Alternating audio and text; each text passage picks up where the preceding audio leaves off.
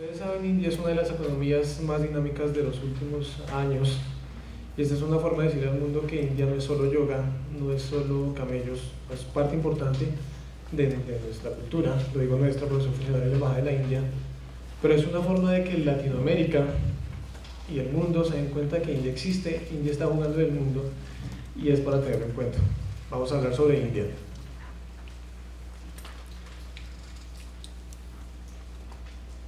Voy a darles una muy breve reseña histórica para que podamos entender lo que ha sido India durante la historia. India es una mezcla de culturas, de religiones, de dialectos, perdón, de gastronomía. La historia de la India se remonta más o menos al año 3500 a.C., con un asentamiento de tribus nómadas. Voy a tomar, perdón, el micrófono para poder ver el mapa.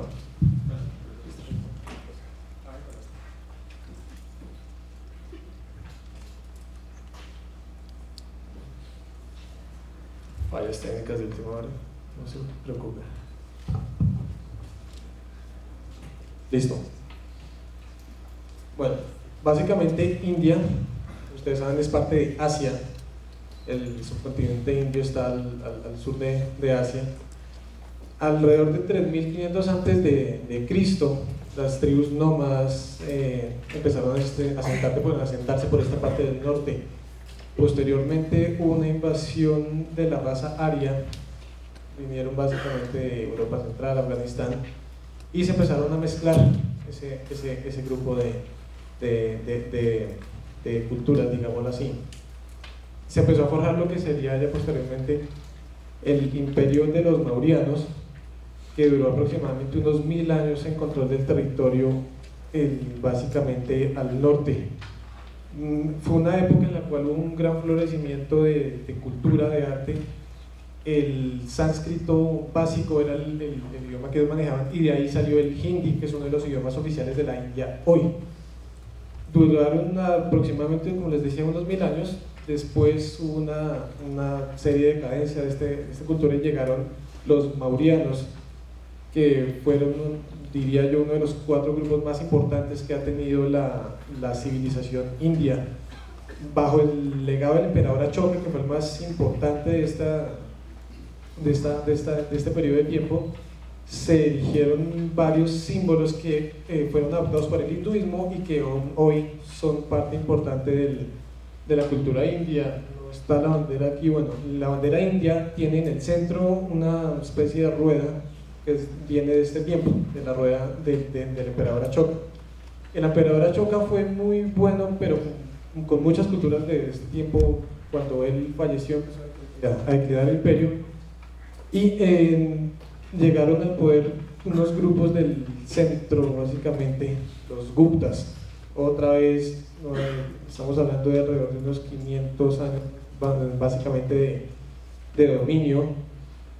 Y si ustedes se fijan, les estaba mostrando esta parte de India, esta otra parte central, pero el país como tal es muy grande, es 3 veces Colombia.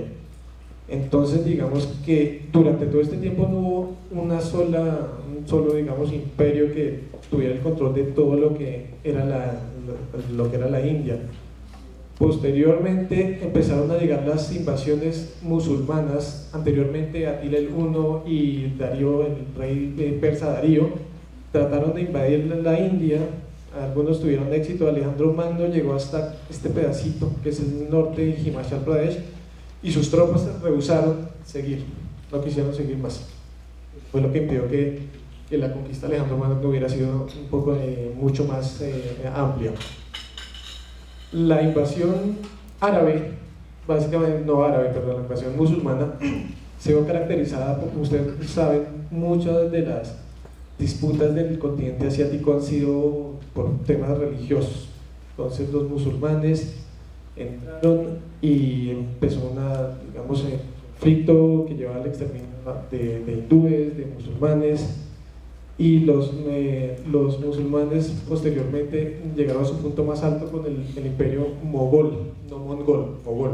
Los mogoles venían de esta parte de Afganistán, lo que es hoy Pakistán. Durante el imperio mogol se crearon algunos de los iconos culturales indios más importantes. Probablemente ustedes saben que es el Taj Mahal, fue construido durante esa época. El fuerte de Agra, el fuerte de Delhi, todo eso fue construido durante la época de los mogoles. Los mogoles estuvieron en el norte de la India, pero simultáneamente en el sur, varios, digamos, reinos, reinos hindúes. Todos estos están muy guiados por la religión hindú, estuvieron fuertemente asentados en esta parte. Los mogoles trataron de llegar allá, pero fueron rechazados por los ejércitos hindúes. Otra cosa importante que olvidé mencionarles antes es que durante el Imperio Mauryano el budismo fue la religión más importante de la India. Cuando terminó el Imperio Mauryano, el budismo empezó a ceder y fue tomado por el hinduismo. Estamos hablando por el tema de las invasiones árabes alrededor del siglo XIII-XIV más o menos. ¿Qué pasa después? Vuelve otra vez el tema de las confrontaciones religiosas. Ya había varios reyes y príncipes que no estaban contentos con el dominio árabe y empezaron nuevamente las peleas. Una cosa importante que tuvo uno de los reyes más importantes mogoles es que él fue en la mitad del periodo de los mogoles el más importante, y a diferencia de sus predecesores, él no trató de exterminar a los hindúes, sino él trató inteligentemente de traer a los reyes o a los sultanes, además importantes, para que le colaboraran con el tema llamarlo así, del gobierno. Entonces el imperio se agrandó mucho más y hicieron alianzas. Simultáneamente, ya estamos hablando del siglo XVI, los ingleses llegaron a Calcuta. Inicialmente la idea del imperio británico era comercial, netamente comercial. ¿Qué pasa? Se encontraron con que la India era muy fuerte en varios recursos y se empezaron a extender. Entonces aunque los mogoles les habían dado licencia, llamarlo así, una licencia para comerciar, ellos empezaron a sentarse muy fuertemente en esta área, en el área de Calcuta, a expandirse, y empezaron los conflictos. Pero los ingleses no fueron los primeros europeos que llegaron a la India. Vasco da Gama llegó a Kerala. Entonces seguramente han escuchado hablar de Goa. Goa es una de las playas más lindas de la India, y Goa fue un asentamiento portugués hasta el siglo pasado. Los portugueses realmente no tenían la fuerza ni los recursos para establecer un colonialismo muy fuerte, entonces ellos básicamente se quedaron en este pedacito hasta que fueron expulsados o por reinos hindúes o por los británicos. Los franceses también estuvieron en India, en Pondicherry. Y a pesar de que la colonización francesa, llegó a ser fuerte durante algún tiempo, el rey de Francia en ese momento les pidió que dejaran de lado la rencilla con los ingleses, porque era mucho más político, y se enfocaran en el comercio. Esto resultó en que a corto plazo, digamos, los ingresos de la colonia francesa ahí se dispararon, pero el poder político disminuyó. Entonces vemos aquí que llegamos a una consolidación de los británicos. El imperio británico le trajo cosas muy buenas, pero cosas muy malas a India como tal. Hubo desarrollo del ferrocarril. Estamos hablando desde 1800 hacia acá. Los ferrocarriles que aún hoy existen en India, muchos de ellos fueron construidos durante esta época. Pero asimismo se estableció un sistema feudal que básicamente quebró a todos, o casi todas las poblaciones indias. Habían brotes de insurgencia de algunos reyes, algunos sultanes, pero digamos hasta el siglo XVIII, hasta comienzos del siglo XVIII, el dominio del imperio británico era bastante marcado. A partir de ese momento empiezan a haber muchos más brotes de tanto grupos musulmanes como hindúes en contra de la opresión británica. Básicamente los británicos estaban llevando todo lo que producía la India, y había mucha pobreza. En 1857 se da la primera guerra de independencia de la India. no tuvieron éxito, pero ya se empezaba a visualizar lo que vendría. El problema en ese punto es que musulmanes e hindúes no se entendían básicamente, entonces pues cada uno quería poner por su lado ya sea al emperador o al sultán, pero ya se daba se estaba abonando el terreno para que se independizara el país. Llega el siglo XX, las manifestaciones de descontento son mucho más fuertes, ya hay ya en el Congreso indio, que aunque estaba digamos gobernado por británicos, había partidos indios y ya la gente india que tenía capacidad de ir a Europa y volver y había estudiado y estaban descontentos. Nace también Mahatma Gandhi en el siglo XIX, digamos su labor grande fue en el siglo XX, y empieza con su campaña de resistencia no violenta. Gandhi quería que India se separara de Inglaterra, del Imperio Británico, pero lo que Gandhi quería es que fuera una sola India. Aquí le estoy señalando India, pero aquí está Pakistán.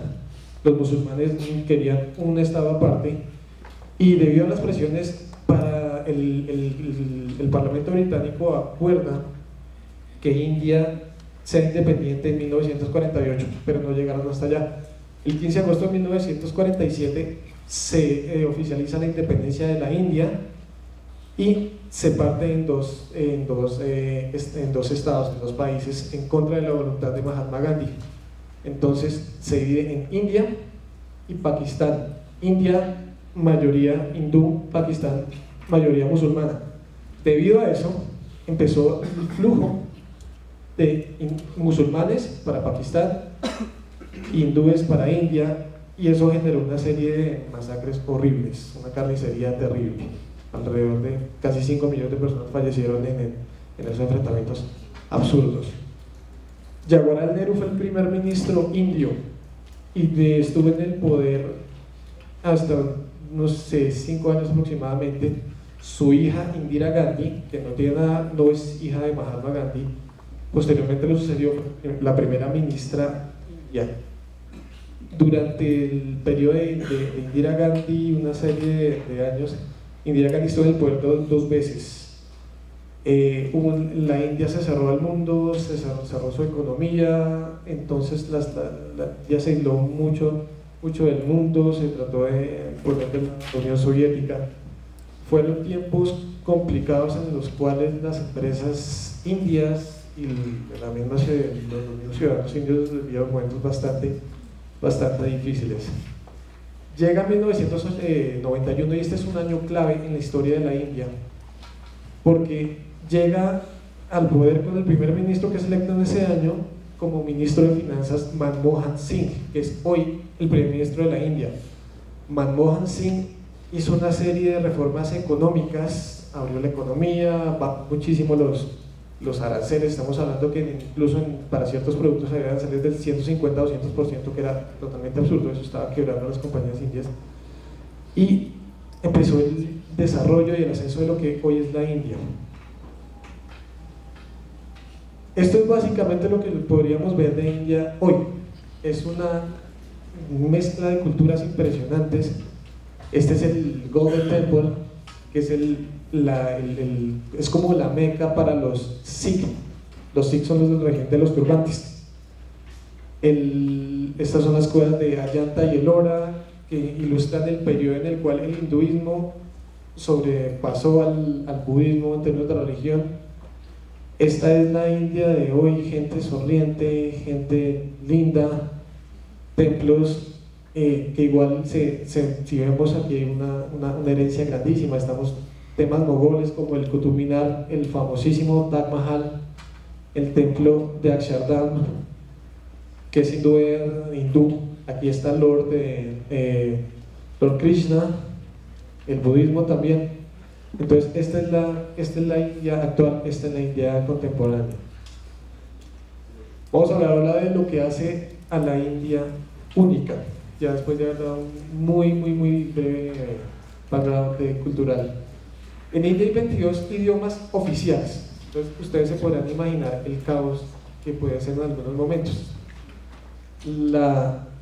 Aquí al norte se habla hindú, pero por ejemplo aquí al sur se llama malayalam, aquí se habla bengalí. Entonces es muy frecuente, y de hecho en la embajada nosotros hablamos en inglés porque hay funcionarios que son de Calcuta, de West Bengal, que hablan bengalí, y la gente que es de Delhi habla hindi. Entonces no se puede entender, a menos que sea en inglés. El inglés es una de las lenguas oficiales y eso ayuda mucho en términos comerciales. India también tiene unas islas que son Andaman y Nicobar Islands. Pero entonces pues, se podrán dar cuenta, aún hoy yo diría, puede que me equivoque, yo no soy experto en temas globales, pero tal vez el país más diverso a nivel cultural y lingüístico es la India. A eso sumemos alrededor de 2.200 dialectos que hay. Entonces es una especie de torre de Babel que se mantiene. Como les hablé anteriormente, el hecho de que haya habido tantas invasiones y tanta mezcla hace que haya mucha diversidad étnica, gastronómica, cultural, religiosa.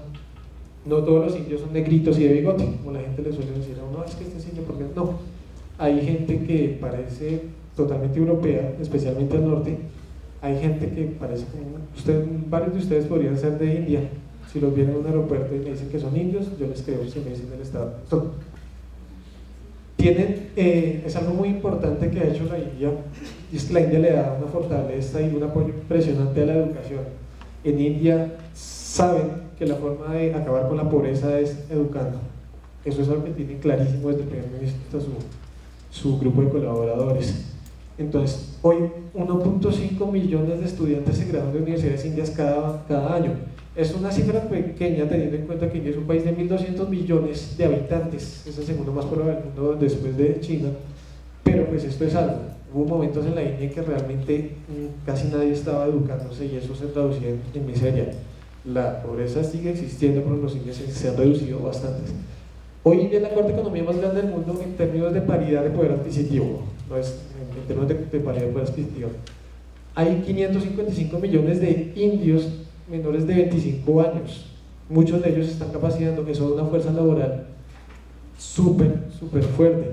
Un punto aquí importante, el gentilicio de India es indio, no es hindú. Nosotros en la embajada se nos hace curioso porque el término indio en Colombia es un poquito despectivo y nosotros, pues, con la forma correcta es indio. Hay indios hindúes, hay indios musulmanes, hay indios cristianos, hay indios budistas. El gentilicio correcto es indio. Y uno de los temas claves en el desarrollo de la India ha sido el software. Los indios son muy buenos en este tema. Hay gente que dice que es por el tema de las castas, porque básicamente a nivel muy grande, las castas no son aceptadas constitucionalmente en India, pero siguen funcionando, se ha ido disminuyendo. Entonces, básicamente, muy a grandes rasgos, hay 4 castas. La casta más alta que son los sacerdotes y los profesores, después les siguen los soldados, siguen los mercaderes, y está una 4ª casta que les llaman chudras, que son las personas, digamos, de oficios bajos, y bajo las 4 castas oficiales están los que se llaman intocables. Esto es ilegal en India hoy en día, pero muchas cosas se siguen viendo así, especialmente en el tema rural. Está el tema de las dotes, ese es un tema bastante sensible. En India no es ilegal conocer el sexo del bebé antes del nacimiento, porque el tener una mujer, una hija, una niña, cuando se va a casar, hay que dar la dote, ahí entre comillas, eso eso no es legal, mejor dicho, es un delito, pero se sigue viendo. Entonces, si yo soy indio y tengo una hija, cuando mi hija se vaya a casar tengo que buscar con quién se case. Los matrimonios en India generalmente son arreglados, son concertados, y yo como padre tengo que darle a mi esposo y a la familia del esposo una dote.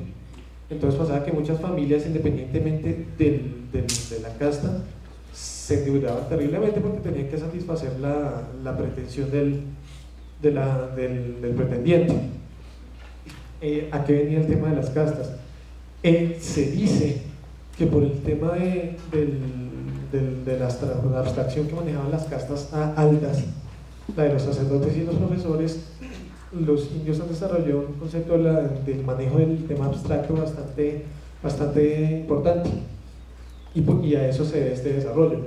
En Silicon Valley el 60% de los ingenieros son indios, es gente muy buena en este tema.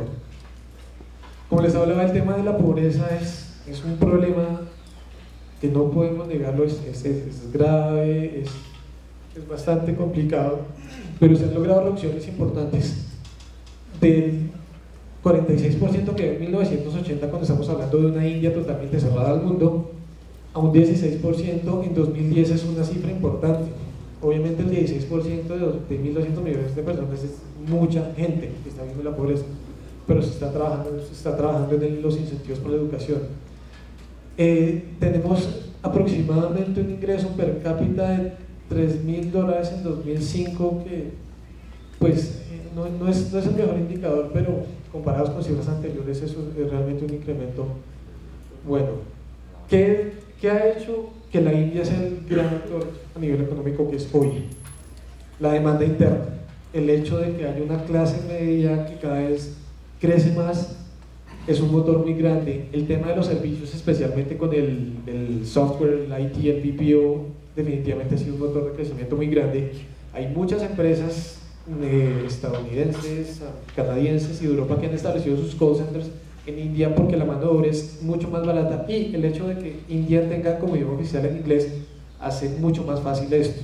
Entonces básicamente en India se ha generado con este tema, incluso en los call centers se les dan cursos de acento para que el operador indio le pueda hablar ya sea con un estadounidense o un británico y no se sienta tanto la diferencia.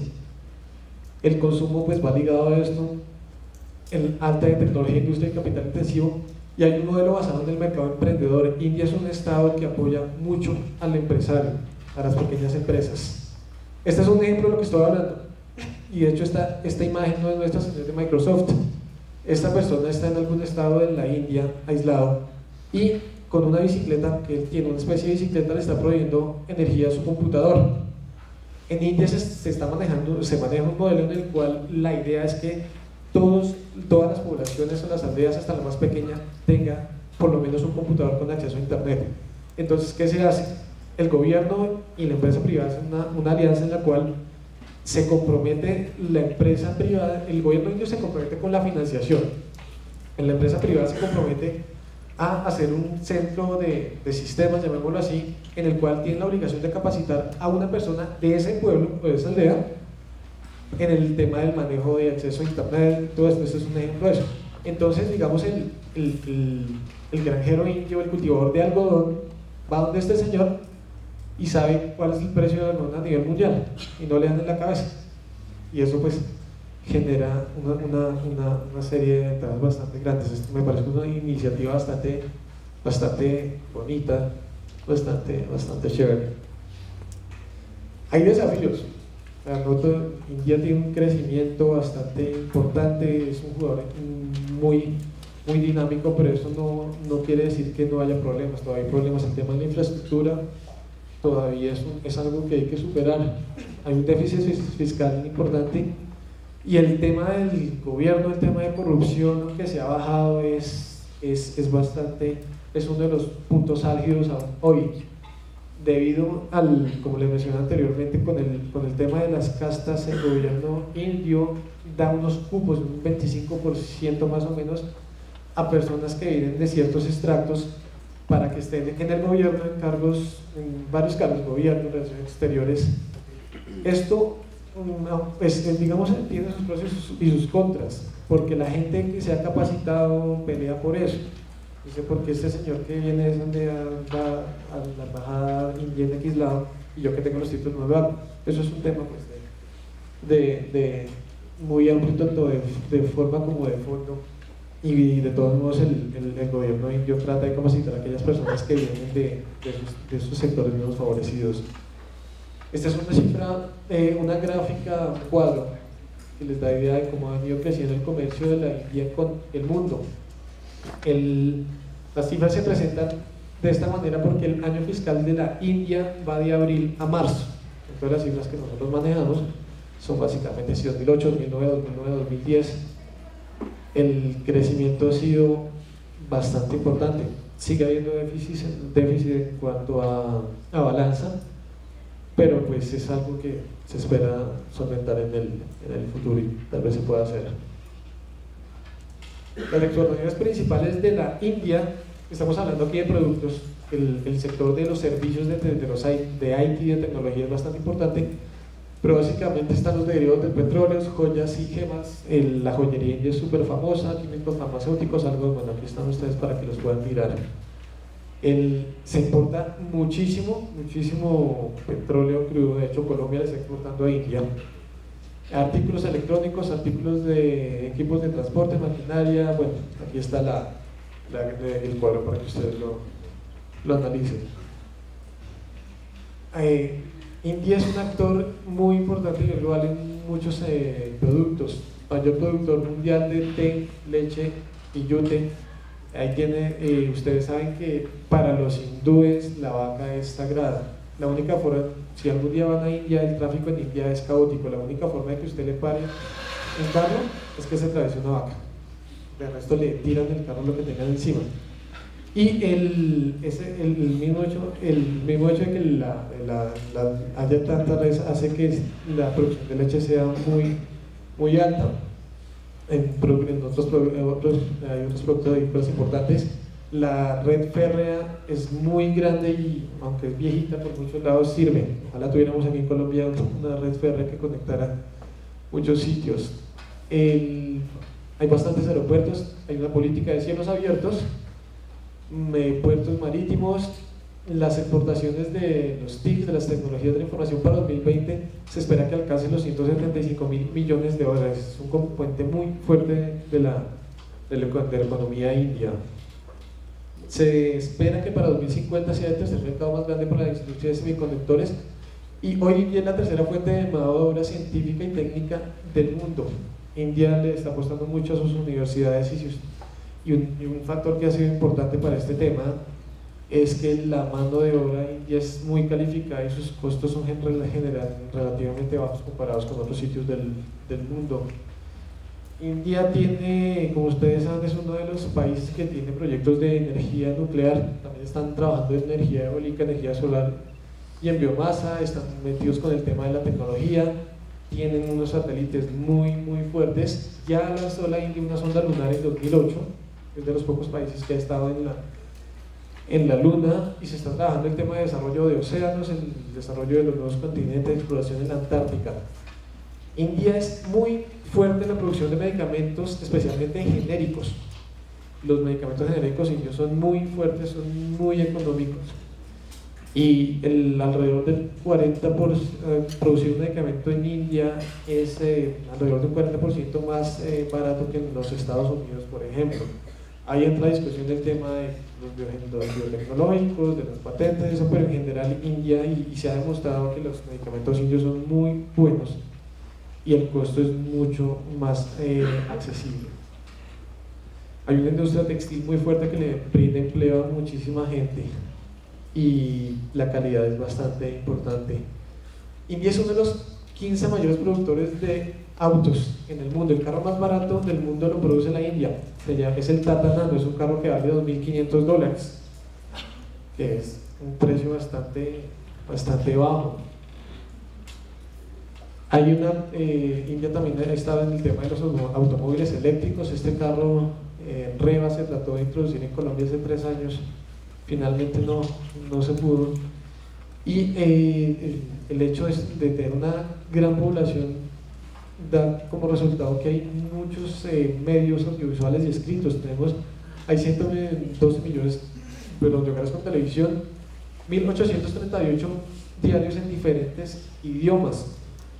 Entonces imagínense el mercado que es eso. La industria cinematográfica de la India es muy fuerte. Aquí en Colombia no es tan conocido, pero los filmes de Bollywood, que es como se llama la industria que está en Mumbai, son muy famosos y es una industria que genera muchísimo dinero. De hecho, en India la gente que más gana plata son o los actores de Bollywood o los jugadores de cricket. Es la gente que más plata tienen, que mayor difusión tienen, quitando los empresarios. La radio le llega a un 27% de la población, no es un alcance muy grande. Y para 2011 había 800 millones de teléfonos celulares. Eso es un mercado grandísimo que los operadores en India, Vodafone y los de mensajes de texto que están trabajando muy fuerte a ese tema. El mayor socio comercial de la India es básicamente Asia Occidental y África del Norte. Esto está básicamente dividido por asociaciones. El porcentaje con Latinoamérica es muy pequeño, muy pequeño. Y teniendo en cuenta que India es un país BRICS, de los BRICS, miremos que Colombia es uno de los ciber, hay muchas posibilidades. Está Brasil también entre Latinoamérica, y esa es una región que, perdón, está descuidada hasta hace unos tiempos, pero ya la India está redimensionando sus estrategias económicas respecto a esta parte del mundo. Hablemos un poco de India y Latinoamérica. Rabindranath Tagore escribió el himno de la India y tuvo relaciones muy cercanas con Pablo Neruda y Victoria Ocampo. El escritor mexicano Octavio Paz fue embajador en la India. El programa Focus Lab, que es un programa desarrollado por la India, para desarrollar el comercio entre ambas regiones. En el siglo XX se llevaron a cabo 12 visitas presidenciales y 10 visitas se desarrollaron entre 2001 y 2011. Eso en solo 10 años casi se igualó a lo que se hizo en 100. Se han invertido 12.000 millones de dólares en la región de India, Latinoamérica, a partir del año 2000. Hay 35 latinoamericanos que trabajan para empresas indias en la región. Básicamente esto es tecnologías de la información y desarrollo de software. Algunas de las compañías indias más importantes son TCS, que son desarrolladores de software, Dr. Reddy's farmacéuticos, UP son químicos, Havel Sylvania. Perdón, ayer estuve llegando de un sitio más frío y creo que me afectó el clima bogotano. Y en las misiones diplomáticas por ambos lados han ido en constante aumento. De hecho, este año va a haber consulado ecuatoriano en Mumbai, y muchos países de Latinoamérica están abriendo consulados o embajadas en la India. Aunque llegando al tema de acuerdos comerciales todavía es incipiente respecto a la región, el único país como tal que tiene un acuerdo de preferencias arancelarias es Chile. Ya se han hecho algunos tipos de tratados con Mercosur, básicamente, y lo que se ha estado manejando en los últimos años son memorandos de entendimiento, de cooperación en varios sectores, hidrocarburos, agricultura, bastantes. Esta es una gráfica que les da la cifra del comercio entre India y Latinoamérica para el año anterior.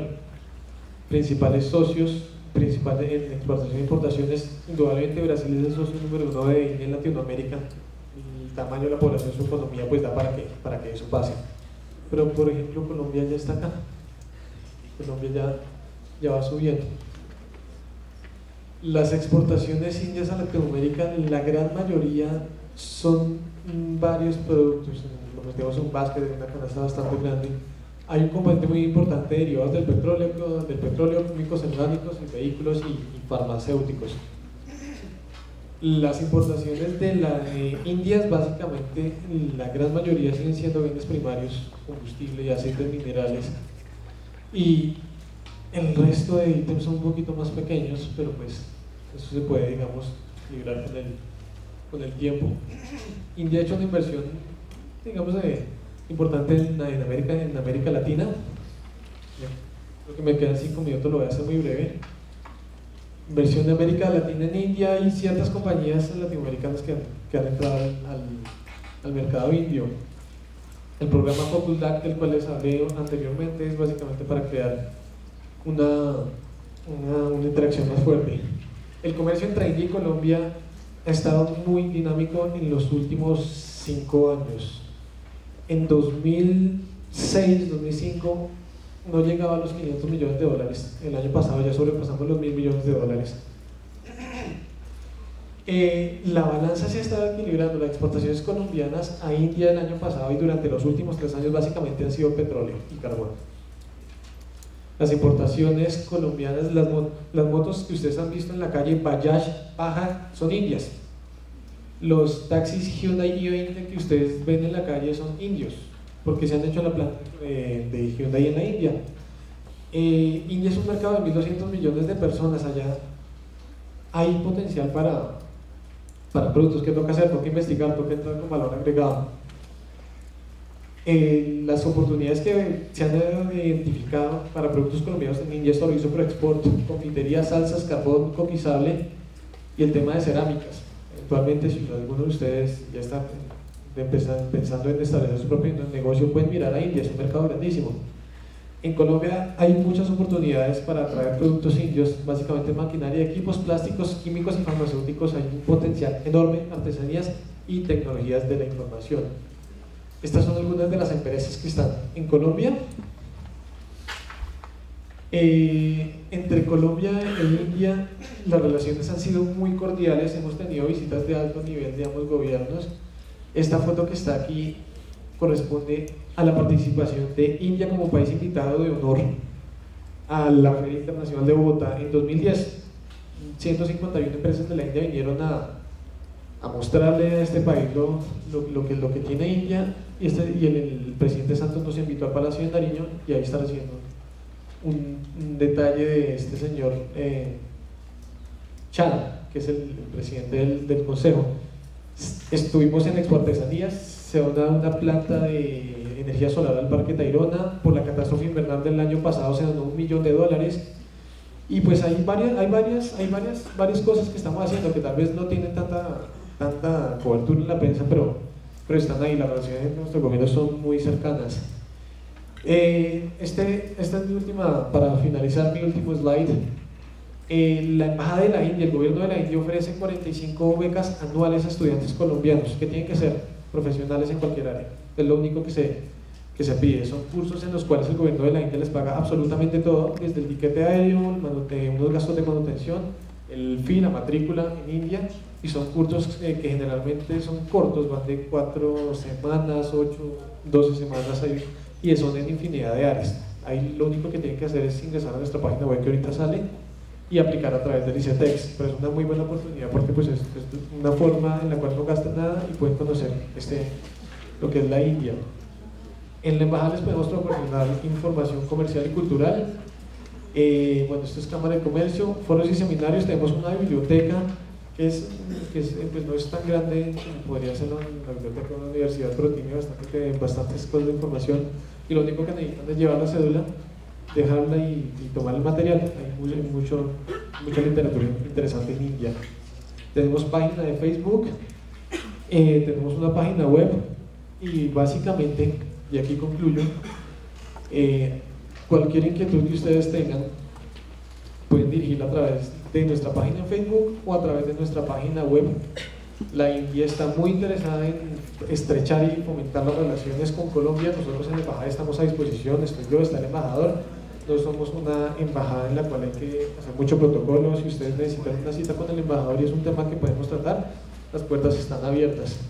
Muchas gracias a la Universidad de La Sabana, y cualquier cosa estamos a la orden de la Embajada de la India. Muchas gracias.